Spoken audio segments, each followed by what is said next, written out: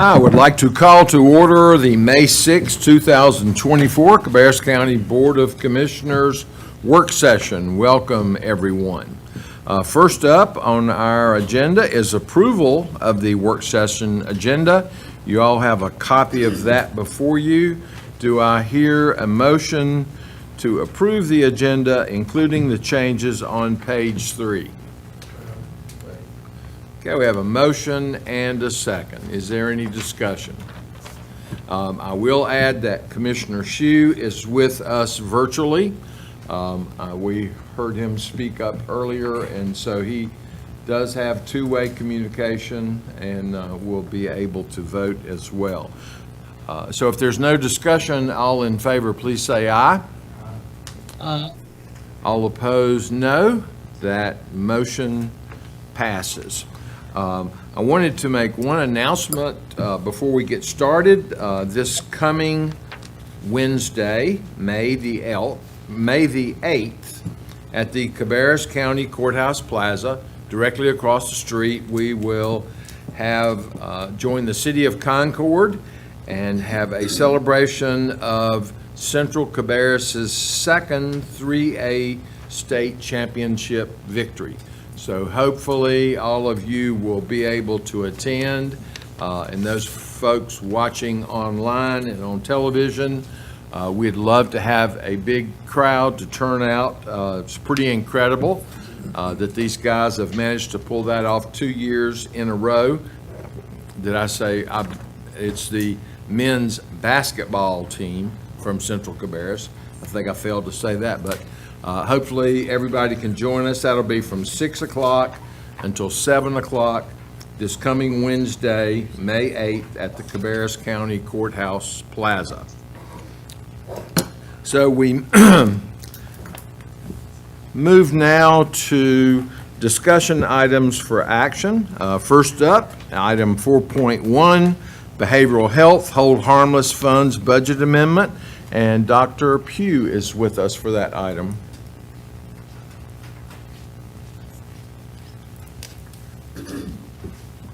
Good evening. I invite Dr. McKissick to join me as well, who's our Behavioral Health Director. And so, as you all know, we are opening a regional behavioral health center here in the near future. And this request is related to offering Monarch, who is the operator of our behavioral health center, some startup funds. So this year in March, just 2 months ago, we received notice of the state of our Medicaid hold harmless funds. These are funds that we receive annually, but they're variable, and they are kind of one-time flexible funds. We had budgeted about $6 million for our hold harmless funds, but this year we are slated to receive approximately $8.4 million. So the request before you today is to use the allocation that we've received thus far, that is over and above the $6 million that we've already budgeted, to give to Monarch for startup expenses. I believe you have a copy of Monarch's proposal in your packet with respect to how they plan to utilize those funds. And if you have any questions about that, Dr. McKissick is here to answer those questions for you. But specifically, or more generally, the funds will be used for hiring personnel, key clinical personnel, so that we're ready to open the doors when the center is slated to open in April of 2026. Any questions that we can address for you in regard to this item? So you said this year, so that's about an increase of, how much? You said about $2 million? We budgeted $6 million for the hold harmless funds, and Jim and Rosh can speak to that better than I can. But so the 2.4 is in excess of what we have budgeted. So these funds have not been allocated at this time for any other purpose. To date, we've already received 1.5. We are slated to receive close to another $1 million in August. Should that come to fruition and we actually receive those funds, we'll come back to you in August to request an allocation of that pot of money as well. And is that unusual for us to receive that much? I mean, over budget, or I mean, you know, it's over what we had budgeted. That's a great, I feel like that seems higher than what has been in the past? So actually, last year, we received 9.5 million. Oh, okay. So this is actually a decrease this year, which is another reason why it's great for us to capitalize on use of these funds, because this funding is variable. It really is dictated by the economy and how many individuals are enrolled in Medicaid in our community. So the number next year could be even less than we had projected. So this is a great opportunity for us to use these funds, since we don't have them allocated for anything else, to give to Monarch for startup. And now what does the state require us to allocate these funds for? I know this is an example, but what, in the past, what are some of the other examples that we have? I am going to actually refer to our finance folks to talk about what we've used them for in the past, or maybe County Manager Downs can talk about that. I'm not 100% certain. I believe that the funds have been used in the past for things like the Lockhart Center and some other initiatives, because they are one-time funding. Right. But I'll let Jim speak to that.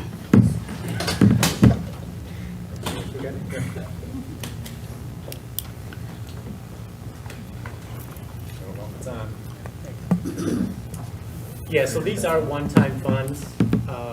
We are not restricted. We can spend them for anything we want. In the past, we've purchased vehicles with them, information technology. Last year, we allocated some of it to the schools. So it's really up to the board.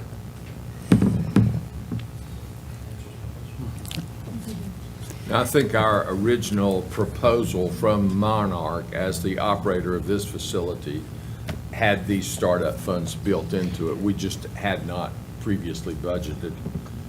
Correct. Well, we, in our agreement with Monarch, we Right. committed to providing them some startup funds. We didn't know the amount at that time. Right. So now we know how much they're requesting, which is roughly 2.9 million. Right, great.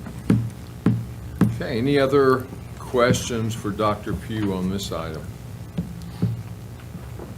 All right, thank you Thank very you. much. Thank you. Okay, we're next up, item 4.2, Cabarrus County Tourism Authority. We're happy to have Donna Carpenter and John Mills here for the presentation of their budget. Welcome. Thank you. Good afternoon. All right. In front of you, you will find a folder, and enclosed in that folder for your reading pleasure, you will find our marketing plan as well as an annual report from 2023. Well, the annual report is from 2022 to 2023, and the marketing plan is the 2023-2024 marketing plan, so you can kind of look at those things. So we always like to say, we're not here to ask you for money, we're here to talk about how much money we're generating for this community. So talking a little bit, we have presented, we have presented our budget to our board. But wanted to kind of dive into a little bit of some statistics for you all about hospitality and tourism. And the slide that you see talks about an annual tourism activity and how much tourism in Cabarrus County is generating and the visitor impact that it has on our community. And, you know, I don't have to sit here and read all of these things because I know you all can read, obviously. But I think what really stands out to me is in 2022, visitor spending increased by 17.9%. And looking at how much it generate $15 million in local tax revenues. And these are people coming into our community, spending their money, and then going home. So just a little tidbit of information from an annual standpoint. If you break that down to kind of daily activities, the visitor impact on our community, you can really see this, is that $41,000 in local tax revenues. You look at $432,000 in workers' paychecks. So those visitors, while sometimes you do have local people who don't like the traffic, but they do have an impact on our community, a positive impact on our community when they do come into events and meetings and leisure travel into our community on our local residents. This is a number that we are super proud of. The taxes that are generated by visitor spending in Cabarrus County represent, while we don't hand them a check, it represents a tax savings of $159.86 per resident. So if we didn't have the visitor spending that we currently do, each resident would see an increase of their tax bill by $159,000. So these numbers all come from the state of North Carolina, and they use all kinds of numbers to generate these numbers. But we pride ourselves on this number getting higher each year as visitor spending becomes higher. This number becomes more and becomes more relevant to our local economy.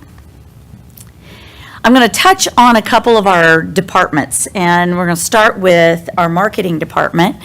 And if you haven't heard of Cabarrus Burger Madness, you might have been living under a rock, because it has become quite the big deal. And I want to talk just for a second about how this came about. During COVID, our team sat down together, and our restaurants were struggling. As we all know, lots of businesses here in our community were struggling. And we sat down and we said, how do we, with the ever-changing rules, how do we help our restaurants? So we weren't inviting people here because we couldn't, but so what do we do? And we sat down and talked about it, and I was on a Zoom call with my constituents across the country, and someone was talking about, what are you doing about Restaurant Week? Well, we don't do a Restaurant Week here, but someone in Toronto, Canada said, well, we do a Burger Week. And that just kind of hit me, and I thought, a Burger Week? We could do a Burger Week. Let's do that. So we sat down as a team and we talked about it, and we talked with a few of our local chefs and restaurant owners. And what we didn't want to do is bring on a bigger burden during the burden that they were already seeing. And we asked them about, would you want us to do something like this? And they said, well, we would love to do it, but 1 week is a very short period of time for us to be able to do this.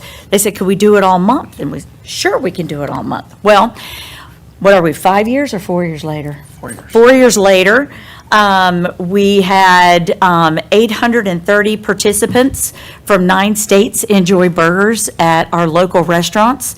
97.7% of those were from North Carolina, and that big 60,000 number that you see on the side of that slide represents how much money was spent at our restaurants during the month of March on burgers. That doesn't include if a family went in and only one person ordered a burger, the rest of the money that was there. This is just spent on burgers during the month of March. You know, we have a winner every year. It's voted, and the eatery at Southern Strand Brewery won this year. But we really consider this is all of the restaurants are winners. They all run out of ingredients. Most of them use our local farms to prepare these burgers. And so this has turned out to be a huge success for us here in Cabarrus County, as starting out as just something, how do we help our local restaurants? So super proud of that. We like to say in our office that we bring people here to make the cash registers ring here in Cabarrus County. So anybody have any questions on Cabarrus Burger Madness? Okay. So next, I'm just going to show you a couple clips. There's a few videos. A lot of them are very short. These are what are seen out in our market. You won't see these typically in our local market because we are marketing outside of Cabarrus County to bring people here. So just want to show you the quality of some of the marketing pieces that we have created. From discovering that real gold is found in a child's smile, to building memories you'll cherish for the rest of your life, there's more for families in Cabarrus County, North Carolina.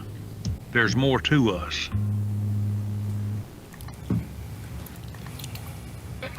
Heart-pounding adrenaline, adventures and thrills, memories that last a lifetime. There's always more to do in Cabarrus County, North Carolina. There's more to us.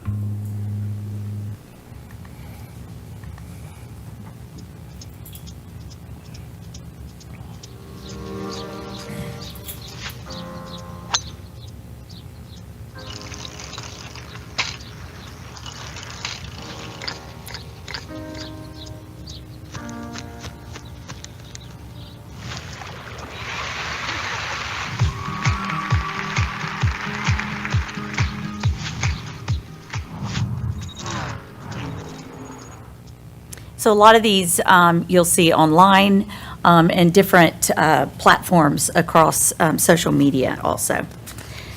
And we're going to talk a little bit about sales. We do have a sales department, a sales and services.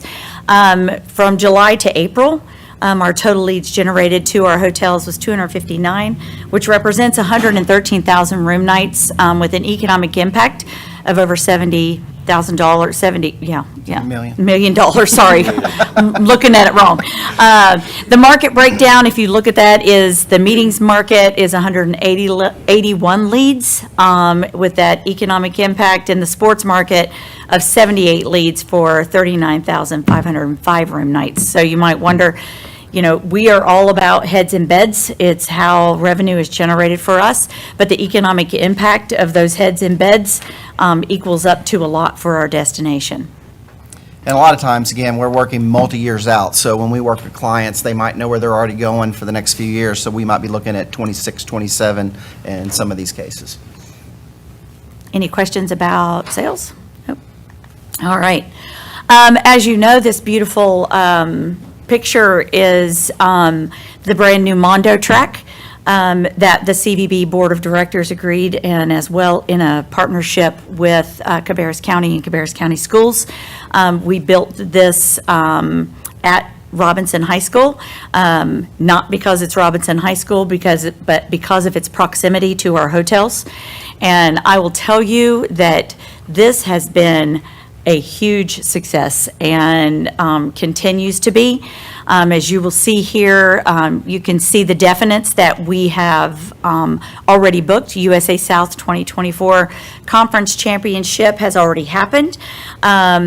This next weekend coming up, the North Carolina High School Regional Meet is coming up. So I encourage you, if you haven't been out to this facility, to come out and watch one of these meets and look at the facility.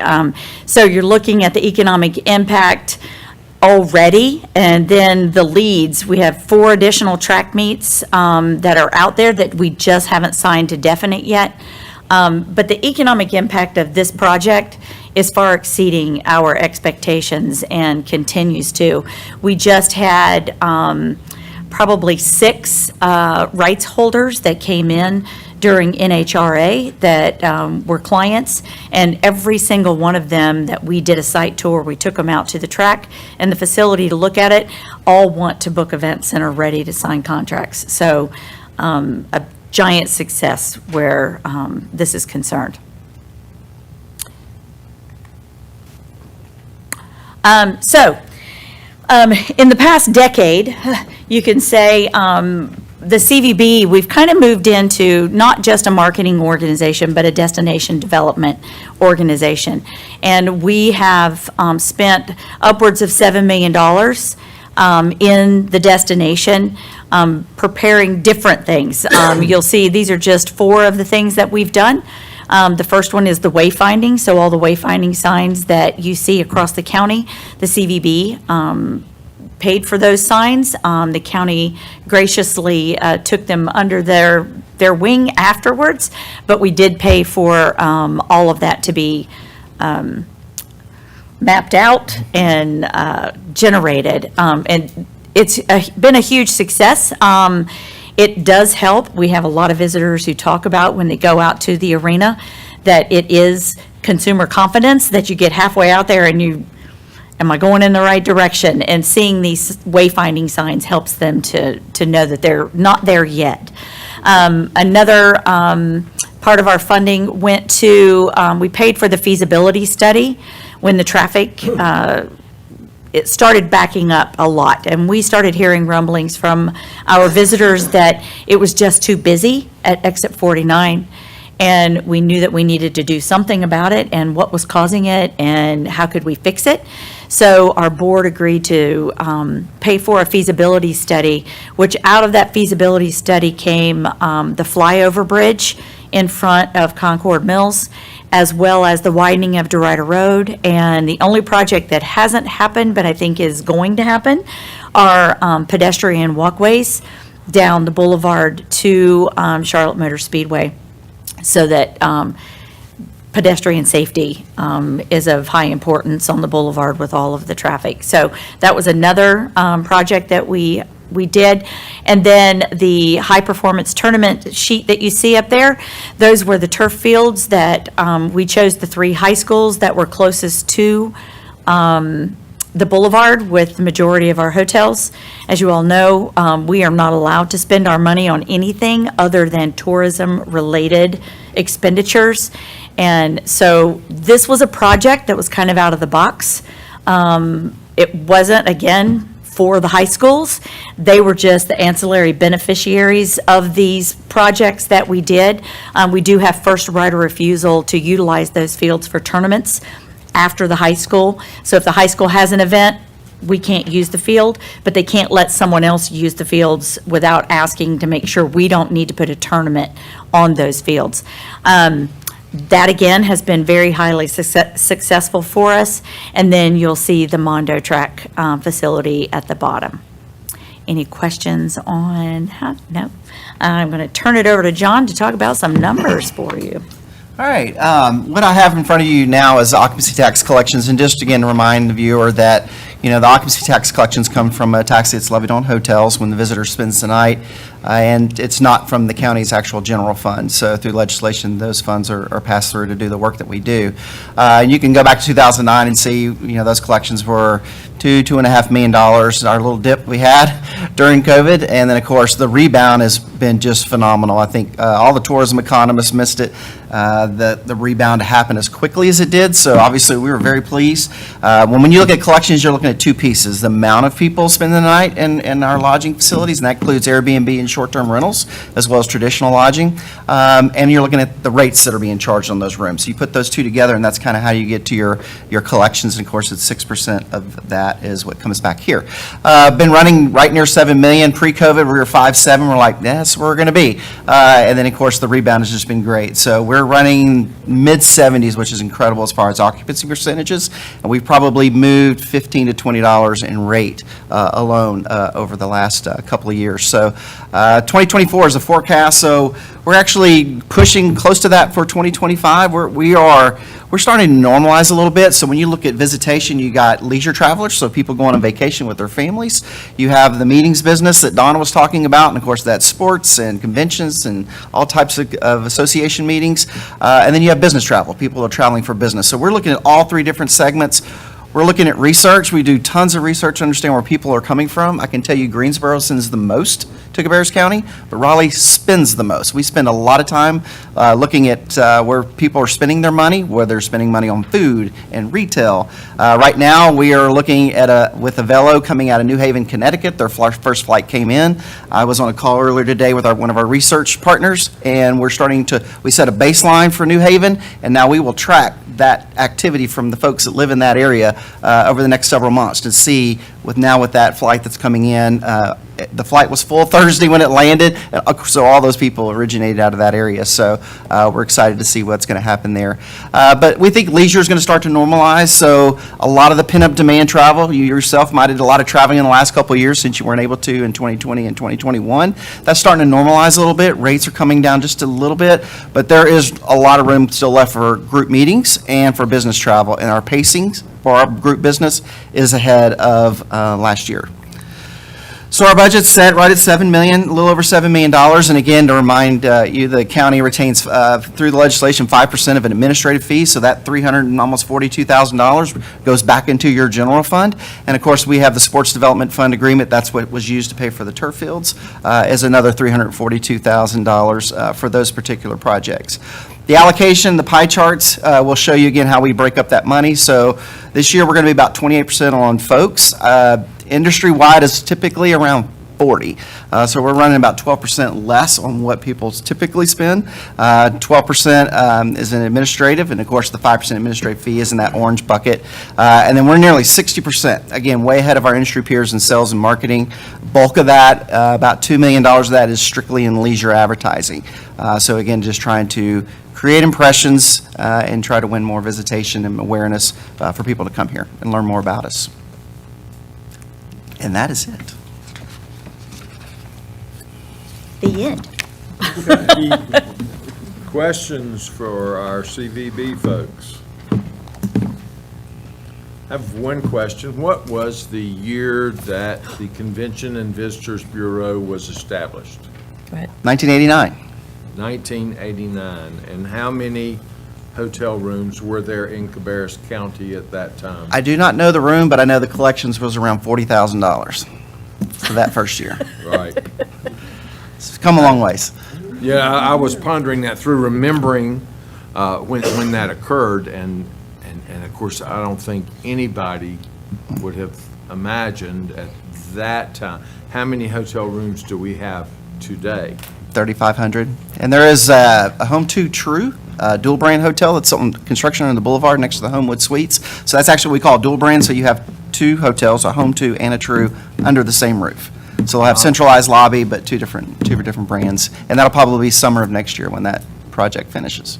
I think I've also heard the same concept mentioned for downtown Kannapolis as well, Yes, double brand. yes. Yeah, great. Oh, well, it's a tremendous report, and, you know, as I mentioned, I think that has been far more successful. I'm glad for us to have the conversations about the turf fields, as well as the Mondo track. You know, I've heard some questions from folks as to how those were funded. And so I think, you know, it's good that we let people know as often as possible that that is proceeds from tourism that have funded those projects that benefit our local school system and our local students. And sometimes we skip over that. Yeah. So thank you very much. We appreciate you welcome. being Thank with y'all. us. Okay, next up is item 4.3, Cabarrus Arts Council lease extension. We're happy to have Liz Fitzgerald and Associates here I today. can introduce it, yeah. So we've had some conversations. As you know, the Arts Council is the main tenant of our historic courthouse, and it's been, along with Historic Cabarrus. It's been a wonderful relationship. It's been, they've brought all variations of the arts to the community, not just in the courthouse theater, but also to our schools and throughout the county. We are beginning to enter into the last year of that first 10-year lease, and they are looking to, as they plan for the future from events and offices and everything else, they're looking to hopefully secure an additional 10-year lease at the same rate of $1 a year. So that's what we're bringing up to you. So Liz, what did that do? I would just add to that having the facility is a real resource for us as an arts council. We are able to have our galleries open 5 days a week for the public, free of charge. We are able to have programming 3 or 4 nights each month in the Davis Theater, and we really partner with the community for those programs. And it's all work we wouldn't be able to do if we didn't have the facility that we are in. It certainly supports us doing the exhibits and doing those performances, but also because we have our offices there, it allows us to do all of the other networking and work that we're doing across the county with students take part in the arts and our Art on the Go experiences that we're really bringing to each of the municipalities. And so this is an incredible gift of the county, and I think also a real way of the county centering our community and the work that you support. Great. Questions for Liz?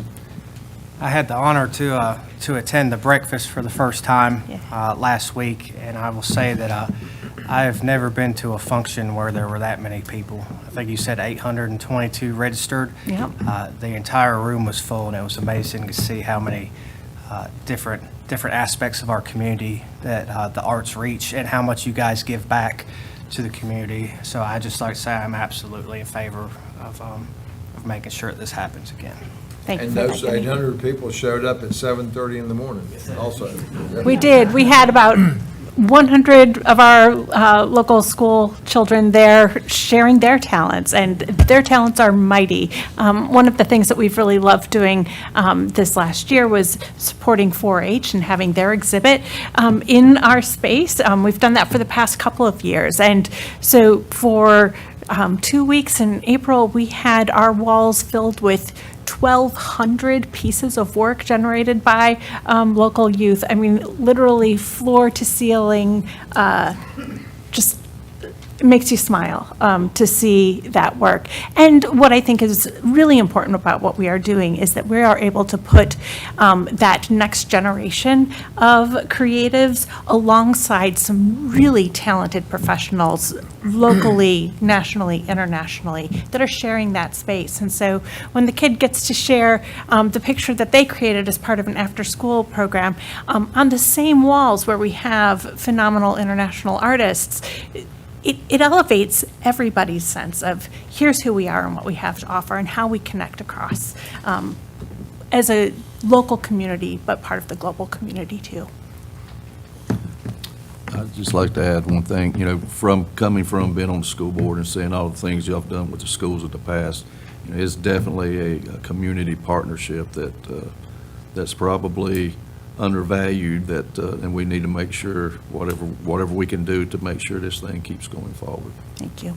I think especially as we have the downtown streetscape coming to its conclusion, the opportunity that we have for the Arts Council to really be at the center of a lot of vitality for our community stands out. I think my favorite part of the breakfast, there were some very powerful presentations there, and they were great to observe, but my favorite part were the school kids giving high fives as I As you walked walked in the in? building. It seemed like an endless line of them, but it really was a tremendous event. And I think as has been mentioned previously, we have a very unique opportunity here in Cabarrus County with a historic building like the historic courthouse. You go into a lot of communities and those buildings are not used. They don't have a useful function. Perhaps some of them may be a museum. We frequently hear museums do not generate revenue. They absorb expense, they create expense. So to have a functioning Arts Council in that building that invites people into that building and is used regularly, I think is a great advantage. And I think the Arts Council, and I'm doing this strictly from memory, I think initially they invested about $4 million in the renovation of the Davis Theater. I think it was about 400,000. 400,000. You can Okay, add a zero great. there, but. Well, we want to make sure we get it right. Yeah, for sure. But that is used regularly throughout the year, that brings people into downtown Concord on the nights that those performances are taking place. It is difficult to get a reservation in a restaurant downtown. So it does bring people in and generate a lot of interest, and other small businesses benefit from that as well. Yeah, definitely. When we did Art Walks this spring, the new coffee shop that's right downtown told us that day was their best day since they opened.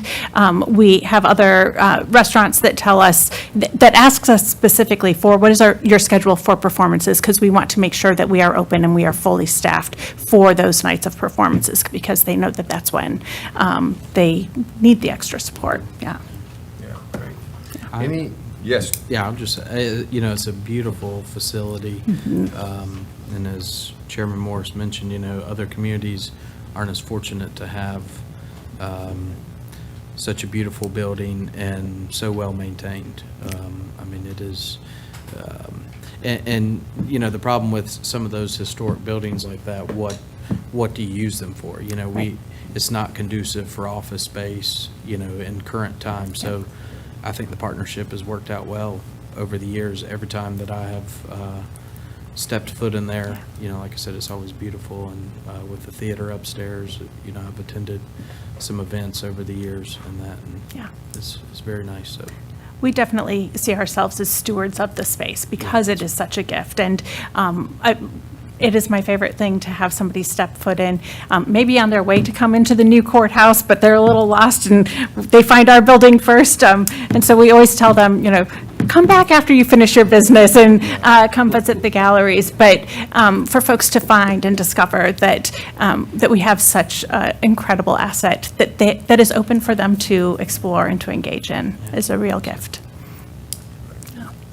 Okay, any other questions or comments? The only other thing I would say is, could I be added to the email list of events? 'Cause Absolutely. I was unaware of the breakfast that happened last week, so, I mean, I know I could probably go on the website and see the You calendar can. events, but it's, as much as we have going on, it's sometimes. Indeed. good We try to get the word out to everybody, so Yeah.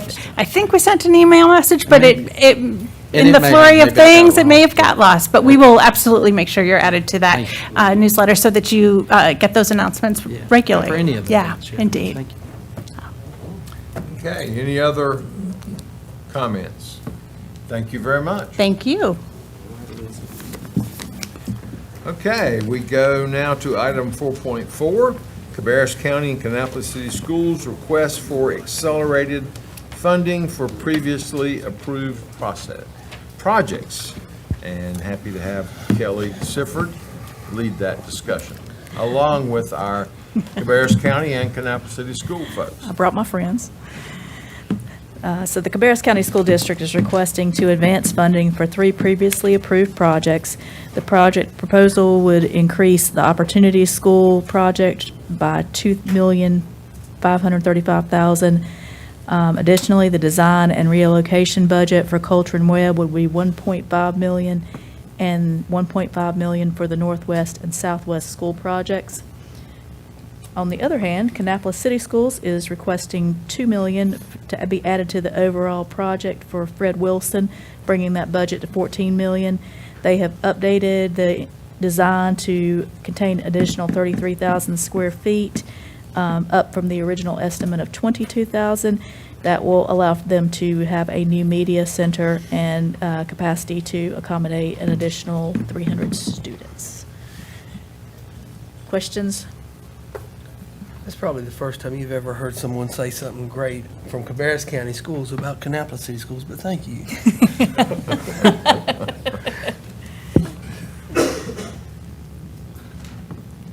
Questions, commissioners? Okay, go ahead. Well, you can go first. Well, I was just going to say that these increased funds are included in the proposed debt issuance. So can you give some details on that, where the money's coming from? Mr. Howden says they are included in the debt already. Right. Great. And I might add, the $1.5 million we're asking for is in advance on that original budget. Right. And those two projects. The 1.5 for the Northwest and Southwest school projects, is that correct? But there one, sir, is one for Coulter and Webb, and the other one is for one of the Northwest or Southwest projects. Right, but they're both included in the debt, is that? Yeah, we included, yes.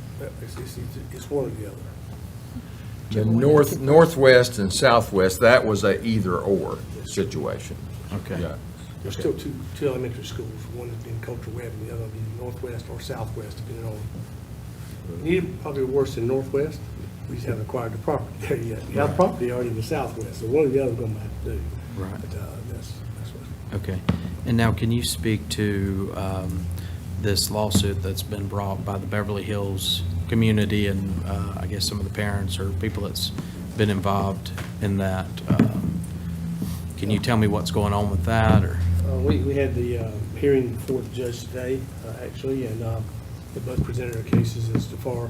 We had a motion to dismiss based upon the fact that the school board has a right to close the school anytime they want to, based on what's necessary to keep the school, what's best for the school system. That was the argument from the school system. In other words, is we did not, in their opinion, follow the proper procedure to do so. We will not hear a ruling on that until probably next week. Okay, so it wasn't dismissed? It's not- Well, it may be. We don't know until Right, next week. but it wasn't today? Okay. Yes, sir. And then could you explain to me, I see that, asking to suspend the rules and us vote on this evening. What is the reasoning? It says time constraints. So can someone explain to me what the time constraints would be on this? We're moving forward. If we began to trying to begin construction on 2 schools. We talked about Coachman Webb and the Northwest and Southwest School. We'd like to begin construction as soon as possible after the funds are available in July. This is to advance forward to have us all the engineering and architectural engineering fees necessary to give us, put us in that point where we can make that final cost not to exceed number in July and then move forward with the project as soon as possible. Okay. So could we run into a situation where if this is approved this evening and we commit the taxpayers to 1.5 million of this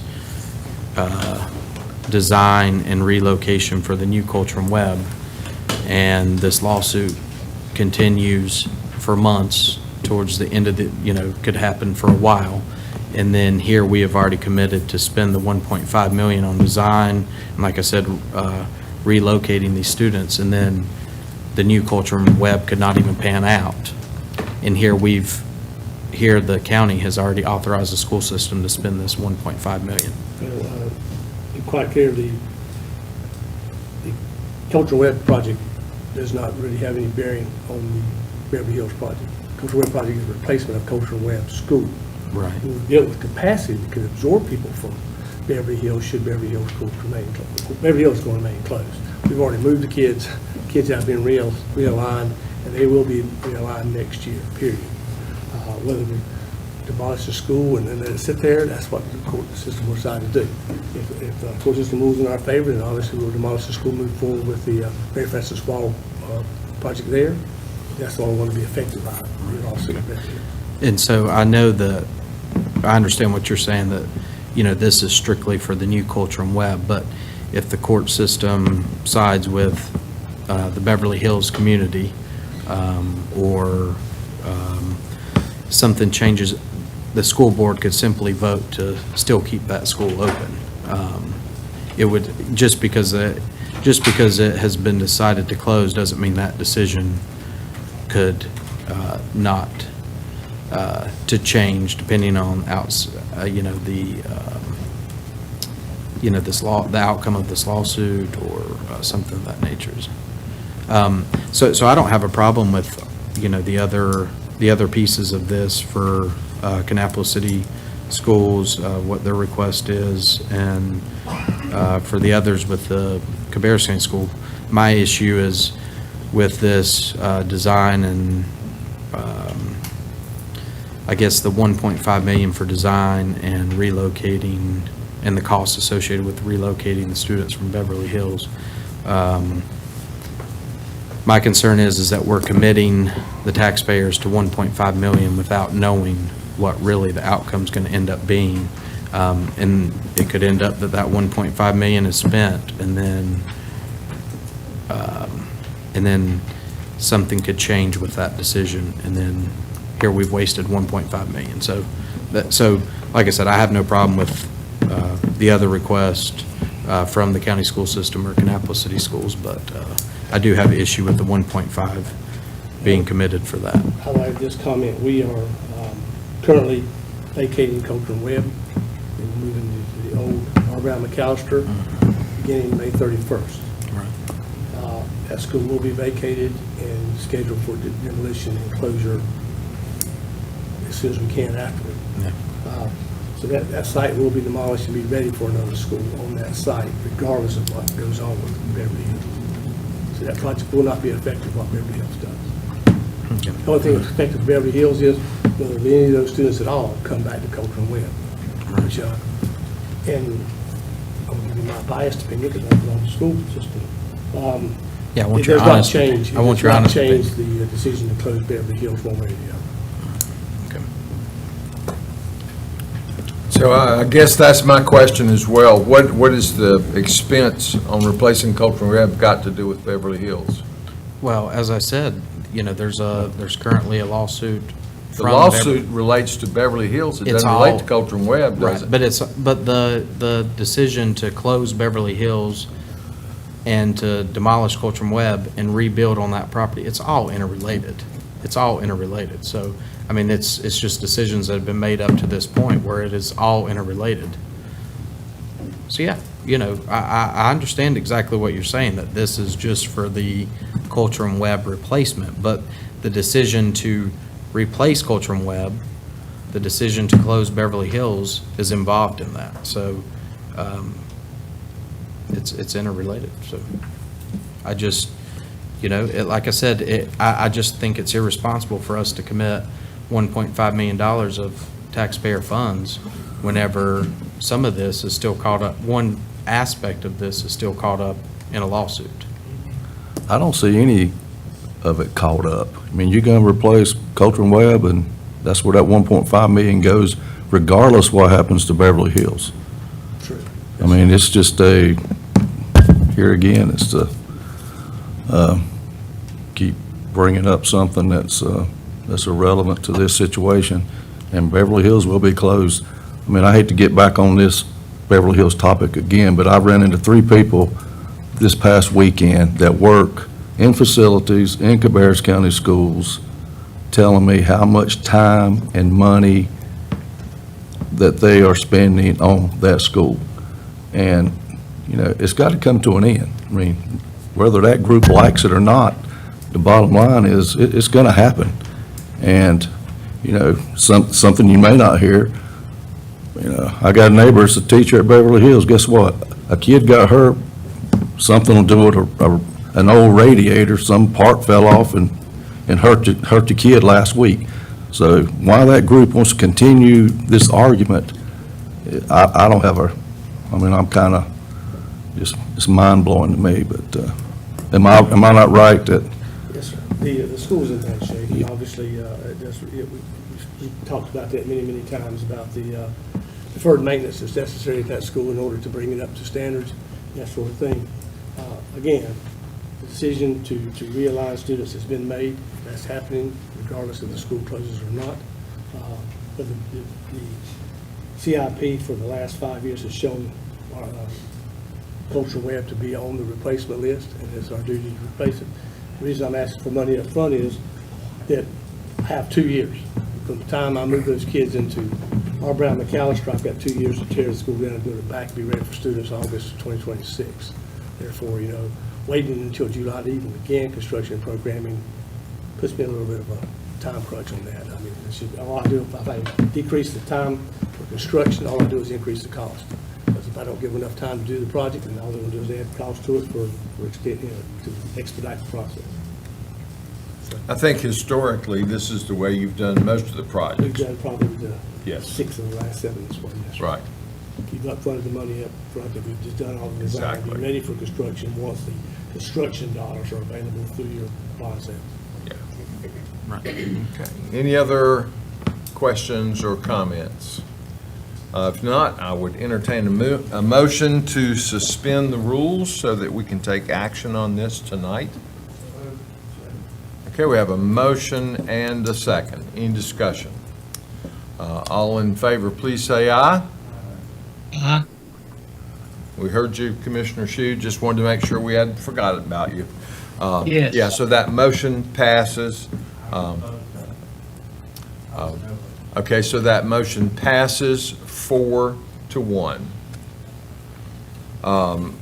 And so the next issue would be, would entertain a motion to authorize the project changes and approve funding for 2 new elementary schools, update allocation to Fred L. Wilson Elementary School and the Opportunity School, approve all corresponding budget amendments, approve capital project ordinance, and approve all corresponding reimbursement resolutions. Okay, we have a motion and a second. Is there discussion? Okay, hearing none, all in favor, please say aye. Aye. All opposed, no. That motion passes 4-1. 4 in favor, 1 opposed. Thank you very much. Thank you for your consideration. Appreciate it. Okay, next item is 4.5, Transportation 5310 Elderly and Handicapped Grant, and we're happy to welcome Dr. Pugh back for that item. Good evening again. I am presenting for Charles Ratliff, who is our interim transportation manager in the wake of Bob Bushy's retirement. They're a little short-staffed today, so I offered to present for him. So forgive me for reading. So Charles indicates that this is the 5310 grant through the City of Concord. We've been utilizing this grant for several years. The City of Concord is the authorized recipient for the Federal Transit Administration funding to the Concord region. And this is contained within the Cabarrus-Rowan Metropolitan Planning Organization planning boundary. This includes funding under Chapter 49 USC Section 5310, which is the Enhanced Mobility of Seniors and Individuals with Disabilities Program. This is a competitive grant. Again, we've been awarded this grant several times. And this round of the grant, it's a $70,000 grant with a $35,000 match by us. So we would get $35,000 from the city, and then we would match it. And this has already been included in our FY25 budget. Any questions that I can answer for you in this regard? Okay, very good. Thank you. Thank you. All right, next up, item 4.6, funding to support the Spark and Retail Lab programs at the Cabarrus Center for Innovation and Entrepreneurship. And we're happy to have Jill Atherton, and I think, Samantha, are you involved in this as well? Hello, everybody. For those that don't know me, I'm Jill Atherton. I'm the Executive Director of the Flywheel Foundation. And we run a number of entrepreneurship programs out of the Cabarrus Center, right practically next door here. In particular, we're here for support to help with the administration of a couple of very successful programs. You may not be aware that last calendar year, we distributed $130,000 in grants to local companies to help them grow and expand their efforts. One of our programs that does that work is the Spark Grant program, and those are typically aimed at rapidly scalable companies, and we have $5,000 grants that we provide to those companies to help them scale and grow. Last year, we distributed 5 of those for a total of $25,000, and we are on target to distribute another $25,000 this year. We also have a very active retail program. Retail Lab has been, this is our 6th class, which graduates on Wednesday night. And I think we're graduating the exact same time as the celebration. So if anybody wants to pop in to see that as well, we're very excited about it. We have 11 companies that are graduating from that program. Last week, they competed for grants. We gave out $12,500. Those grants are funded through Wells Fargo. And those folks will be graduating from the program on Wednesday night. We've had a lot of success with that. In fact, 3 businesses that graduated in our fall class and one previously have opened businesses in downtown Concord since December. You might be familiar with a couple of those: Cellar Door Wine, Her Candle Bar, and the Palmetto Market. So we're really proud of them. And in fact, Chrissy, who's the owner of the Palmetto Market, is now also teaching classes with the Small Business Center, who's our partner in these programs. So she started out in the program, and now she's grown her business to the point where she's giving back and teaching others. And so we're very pleased about how it's gone. We've had 75 companies that have gone through the program so far. And we've distributed over $75,000 in that program. All of those grants are paid for through corporate and other partners who support us. We also run our Health Equity Innovation Challenge, and last year we gave out $100,000 in that program. Those funds were provided by the Eli Lilly Foundation. But what we're asking for is support to help with administration, operation, and the curriculum cost associated with providing those programs in the community. We raise all the matching funds, all the grant funds through other sources, through companies, foundations, and others in the community that support us. And we have ongoing support through the EDC, the Chamber of Commerce, the Small Business Center, the SBTDC, and a number of other partners in the community who help us to provide these programs. Anyone who graduates from the retail lab can then be a candidate for our mentor program, which is also very successful and has been very popular. So that just gives you a little bit of information about those programs, and we need the support to help the operation of the programs.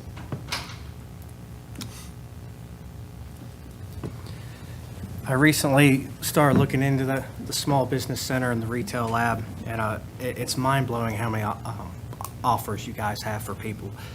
Literally everything from how to start a business in Cabarrus and Rowan County to finding funding to writing business plans. I had no idea that was all out there, and to know that it's all free. That's right. All It's you all have free. to do is register. Everything from all that to even how to get grants to help pay for it. And I think it's an excellent opportunity. I didn't know much about it, and now that I've started digging into it, you guys are trying to help local and existing businesses, and I think it's a great opportunity, especially the fact that it's free. All you have to do is literally register for the class. And the So- folks that participate in the program, they also get 3 months free of space in our facility. So, they can operate their business for 3 months there and get it off the ground. And hopefully by that time, they're ready to open their own space. Some of them aren't interested in that, and that's okay too. A lot of companies that we work with, they may stay online businesses, and we support that as well. So. Other questions or comments? I'd just like to say that I think it's a tremendous program. We've talked for many years about how do we assist the smaller businesses, the local businesses. We have programs to recruit and support larger industries. And I think this is a very good answer to that question, that it does provide these resources for local people, entrepreneurs that want to start their business. One of the things that I have found really gratifying about the process, I have been involved in the mentor program there, which has been a very valuable experience for me. I think I probably have learned as much as the clients have learned, but also having the opportunity to work with 2 or 3 of those companies, and now they have graduated from the mentor program. They are successful in their businesses, and now those same people have come back, and now they are mentors for other people in the community as well. And to look around the businesses that you named in downtown, to drive down Cabarrus Avenue and see the deli there, the list is quite long of people that have benefited from the programs there. So thank you very much for bringing that to our community. Most people probably would be surprised to know the number of companies that are operating out of your building. And to have easy access to these services, the Small Business Center, is a tremendous asset for the entire county, not just downtown Concord, because there are people from all around the county that are involved in this program. So thank you. It's a wonderful way to give back and to help grow a community, and so we're very proud to be here. Yeah, and I think the conference that you folks sponsored last year, our CVB folks have already left, but I think you generated a lot of room nights in hotels and a lot of meals in restaurants and that sort of thing. How many people participated? We had close to 500 people, and we used the Arts Council building too. Right. We were bursting at the seams, but it was a lot of fun. Yeah, and so that, I mean, there's just a multitude of benefits. So we appreciate those opportunities. Any other questions? All right, thank you. Thank you. Okay, next up, item 4.7, budget amendment for additional tax turnover to the fire districts. Jim Howden will talk with us about that item. Good afternoon, Commissioners. As you're aware, we collect property tax for the fire districts, and we provide them an allocation of the sales tax. So I'm asking for approval of a budget amendment that will increase revenue and turnover for fiscal year 2024. Questions on that item, Commissioners? Okay, I think you have the next item as well, FLP insurance Yes, proceeds. yes, sir. We received our final two insurance proceeds totaling $1,221,598. This was for the barn and silo that burned at Franklin Park. That money was deposited into our property liability insurance fund. And what I'm asking for is to be able to transfer that money to the capital project fund and allocate it against the project. And that would free up those funds that we use by the county for the construction of the new barn. So I'm asking for a budget amendment and the project ordinance. I think that's been part of the conversation all along, was that those insurance proceeds. Correct. Would go for that purpose. Any questions or comments? Okay, I think you have the next one as well. Yes, the lottery revenue for Kannapolis City Schools is allocated to the Cabarrus Disbursement Fund. Within that, Rowan County's portion and Cabarrus County's portions are part of that. So whenever Rowan County is looking to disperse their funds, part of Kannapolis City Schools, they need to request it from us. They have done so. They're asking for $152,700 to offset some of their debt services. And so in order for me to fund them that money, I need the board to approve a budget amendment and the updated project ordinance. And this is Rowan County's portion of those funds. I have no problem with that. I just, and I know this is all procedural, but just out of curiosity, how was it set up to where we end up with the funds and then they have to come ask us to transfer the funds? That's a great question that I don't have the answer to. I think the state has set up a disbursement fund for each school district. And even though Kannapolis City Schools is split, one county gets to manage those funds, and that happened to be Cabarrus. To be us. Yeah. Just curious of how that. But I don't know how it arrangement was came originally set up back in the day. Okay, any other questions or comments on that item? All right, thank you, sir. Thank you. Okay, next up is item 4.10, fire district boundary changes. Happy to have Jacob Thompson for that item. Good evening, Commissioner. So this evening, we do have one parcel that we're looking at. We had a request from a property owner. It happens to be James Jimmy Lentz, who's the chief of our EMS. Currently, his property is split between two fire districts, one being Coldwater, the other being Mount Pleasant. He would like to consolidate his property into one district, being Coldwater. At one time, the property was split into two separate properties, and I think they combined the two parcels. The property is accessed by the driveway that does exist inside of Coldwater's fire district, so he's just trying to bring that into consistency there.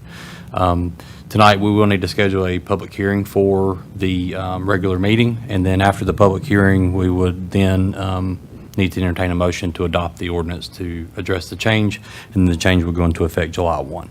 As far as fiscal impact between the two departments, it's very minute. It is two separate numbers because of two separate tax rates. However, I don't think it exceeds over $200 worth of fiscal change to either budget. And I'll entertain any questions. Any questions for Jacob? All right, thank you, sir. Thank you. Okay, next item, 4.11, proposal to lease part of Hickory Ridge High School property, and we will have Evan Lee for that item.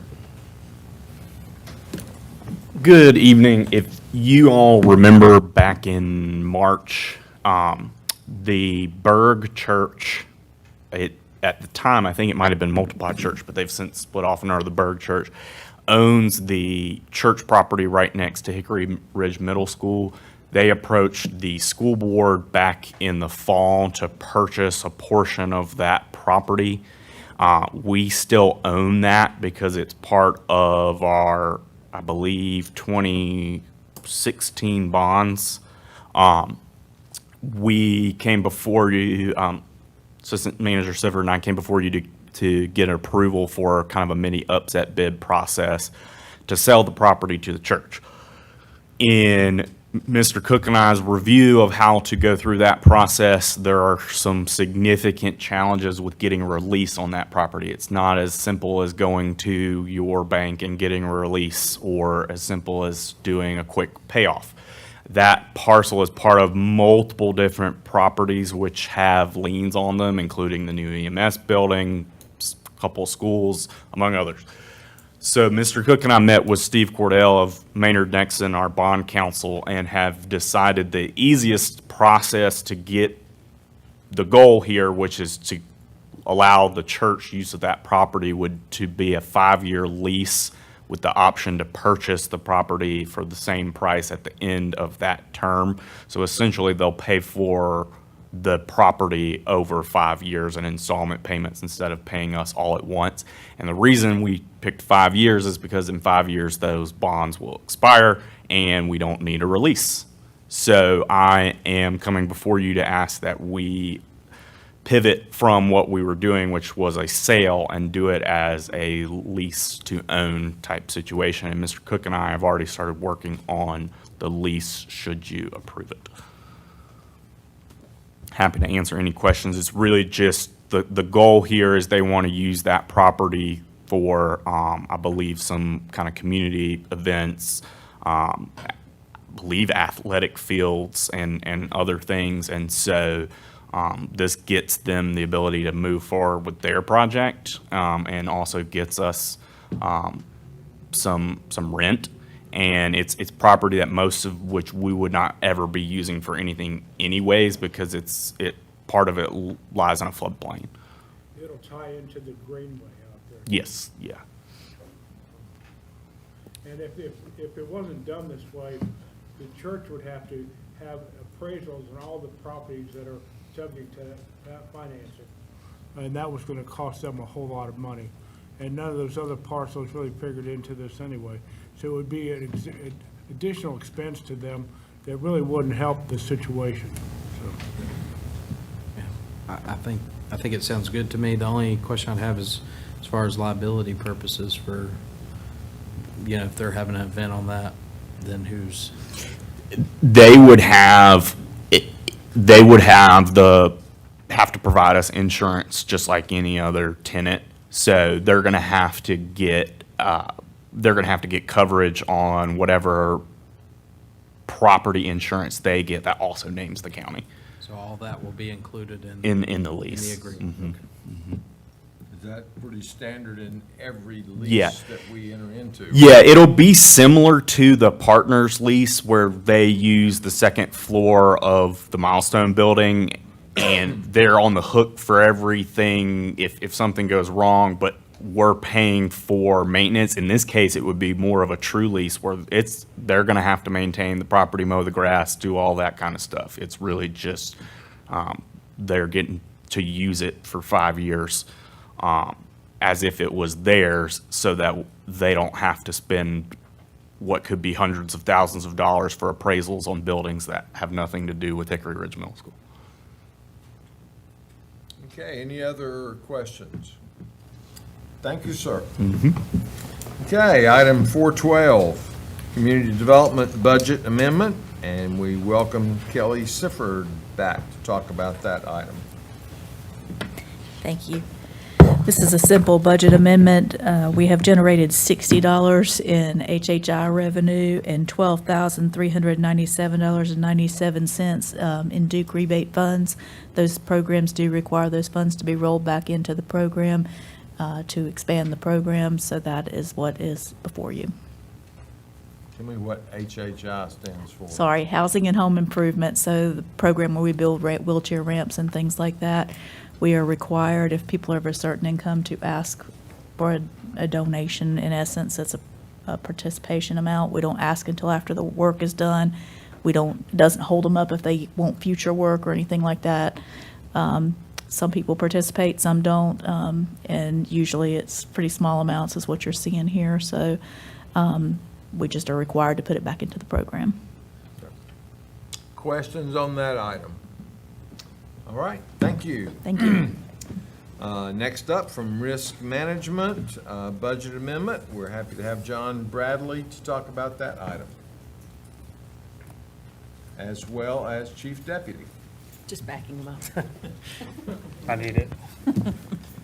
Good evening, Commissioners. Coming to you tonight to request a motion to suspend the rules of procedure and also to make a motion to approve the budget amendment. We had a deputy that was involved in an accident in December of 2022, and we just recently received a subrogation check for that.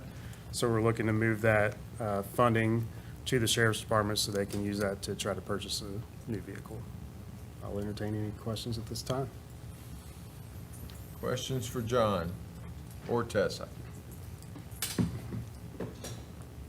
Okay, then I would entertain a motion to suspend the rules of procedure so that we can take action on this tonight. We have a motion and a second. Is there discussion? Hearing none, all in favor, please say aye. Uh-huh. All opposed, no. That motion passes unanimously. And so then our next motion would be to approve the budget amendment to transfer funds for a Sheriff's Department vehicle involved in an accident. To approve that budget amendment. Do I hear such a motion? Motion to approve, Mr. Chairman. Okay, we have motion from Commissioner Shue, second from Commissioner Meismer. Is there any discussion? All in favor, please say aye. Aye. All opposed, no. That motion passes unanimously. All right, we move to item 4.14 from Rowan Cabarrus Community College, capital project budget transfer request. And we have Jim Howden, Dr. Spalding, and Jonathan Chamberlain, all available. I didn't know I was on there. I think it better be, yeah. If you didn't know you're doing it, we'll do it.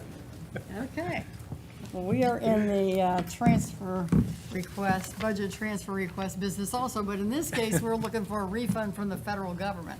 So there's a special program involved that we learned about, and we think we can take advantage of it at South Campus, where we have 2 projects, and if we reverse some of the funding and change it, we can get a refund. And that's really kind of an amazing thing because we're a nonprofit, but that law's been changed so that we can make that happen. And Jonathan's here to give us the step-by-step. Sure. We have the Building S202 renovation project. That project always included the replacement of an air handler unit that moves the air conditioning system in the building. That was approved in 2023, I believe. In the 2024 budget, we had an air conditioning replacement project for building S201 at our South Campus. That was a project where we're going to construct a geothermal air conditioning system. That'll result in some pretty significant energy savings there. We discovered that part of the Inflation Reduction Act that the feds passed, I believe it was last year, allows governmental and not-for-profit organizations to actually apply for rebates of energy efficiency costs through the high-efficient commercial buildings tax credit. So even though we don't pay taxes, the federal government is allowing us to apply for reimbursement of costs in that program. So if we take that air handling unit from the S202 project and move it into the S201 geothermal project, that air handling unit, the cost for that air handling unit will qualify under the reimbursement process.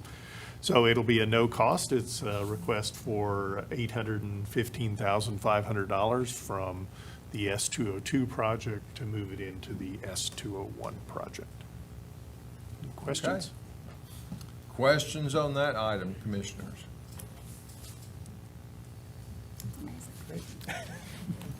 Makes sense. What is a geothermal air condition versus a typical? Sure.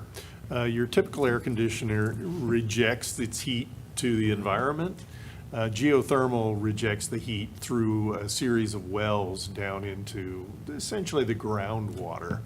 So it's kind of the latest in technologies. So during the summer months, you actually take the heat out of the inside of your building and you reject it to the ground.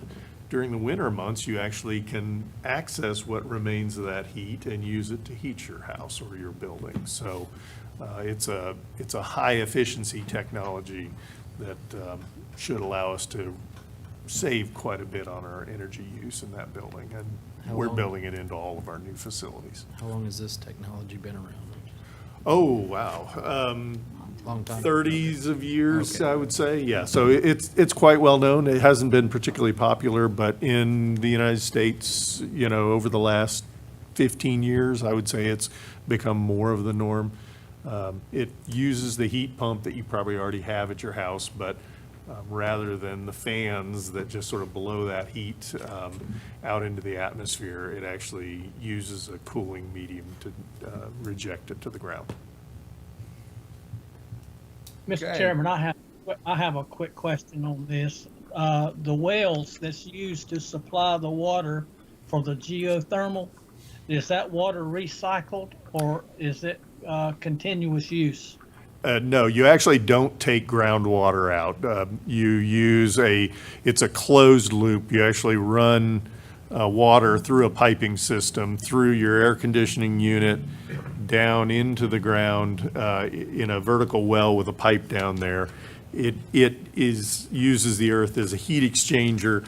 That water then never leaves the pipe and just goes back up to your air conditioning unit. So the Yeah, I type know you're that describing is what's called an open loop system. We're talking Right. about a closed loop system. Good, because on the closed loop system, obviously it's much better, whereas the open loop is a lot of water used in that particular method of geothermal. And, but, yeah, I think it's a great idea, especially since we're getting the money for it. Amazing. Agree. Any other questions or comments? All right, thank you very much. Thank you. Okay, we move to item 4.15 from the Sheriff's Office. Happy to have Chief Techa Burchett with us to talk about the Governor's Highway Safety Program. Good evening, Commissioners. This first item up, you actually saw this before you in 2023. What happened was this is part of our Governor Highway Safety Patrol grant that we accepted for our Traffic Enforcement and Education Unit, at which basically the first year we received grants to purchase vehicles and the 2 new positions. Unfortunately, with the economy the way it was, we could not order our 4 patrol vehicles. So what GHSP has asked us to do, now that we can order them, is basically come before you again, have you approve acceptance of those monies. There is a match, but that match was already made in FY23 and was reappropriated. So this is just an approval of the acceptance of this monies that we could not spend in FY23, and we would go ahead and spend them now. Okay, any questions on that item? Okay, and I think you have the next one as well. Yes. The next item also is I'm requesting the acceptance of our GHSP Bike Safe Grant. This is something we've accepted annually for quite a few years now. It's a $5,000 grant, no match, and we use this to educate our motorcycle driving public, and we put on classes to try to keep our motoring public more safe. So it's the budget amendment and to accept those funds. Grant with no match, we like. Exactly. Yes. Exactly. And I think you have any other questions? I think you've got the next item as well. Very good. Okay, this third item, I have my my captain for the Town of Harrisburg Division of the Sheriff's Office, and the Town of Harrisburg has voted in their June meeting, I believe. No, because we're not there yet. What? It was in March. March meeting, to fund the purchase of 5 vehicles. Am I correct there, or is it 7 vehicles? 7 vehicles, yes. One of those is a insurance replacement. But basically, 4 of them are actually for future positions. But because of the time delay on getting these vehicles, they are funding this now. They basically would reimburse us after purchasing that, and that's why it has to go on our budget to do that. So the the budget amendment is for the $595,000, which the town would then reimburse us for once they are purchased. Any questions on that item? All righty. Thank you very much. Have one more? Oh, you got one more? Oh, the contract. Yes, Gotcha. the contract. And what this is the updated contract between the town of Harrisburg and Cabarrus County for law enforcement services. And what this does is spells out, again, how the town will reimburse the county for their services. What it has been decided is it will be for the average salary of each position type that the town will reimburse the county for, and then also allows for the growth that the town voted on as adding positions in coming years. Okay, any questions on that item? Now, each one of the municipalities has a separate time frame on their contracts? Correct. They are, they follow the fiscal year. However, with this new contract, for the town of Harrisburg, the county notifies the town of Harrisburg by March 30th of what those average salaries for each position is. Gotcha. Okay. Other questions? Thank you. Thank you. Okay, we move now to item 4.19, 2024 Commissioner Board Appointments Update. You all have a copy of that in front of you. I know that this includes a commission appointment to the blended community child protection team and child fatality prevention team. And so that was some of the things that we've talked about a couple times over the last few months to make sure that that's in compliance with what it needs to be. Was there anything else? That was the only one item. Anybody have any questions or comments about that? Okay, and then we move to item 4.20.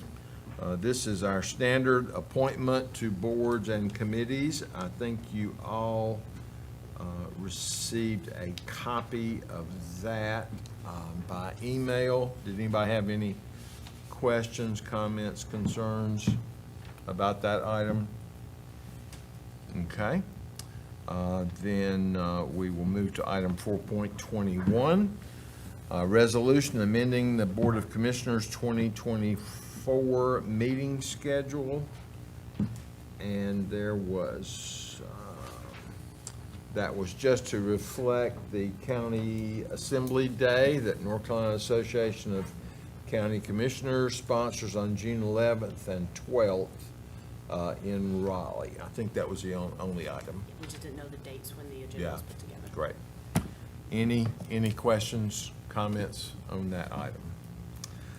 If not, next up is the approval of the regular meeting agenda. You all have a copy of that before you.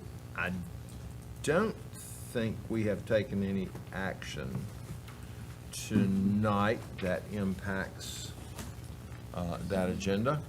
So at this time, I would entertain a motion to approve the agenda for the May 20th, 2024 regular meeting as presented and schedule the public hearing for 6:30 or as soon thereafter as persons may be heard.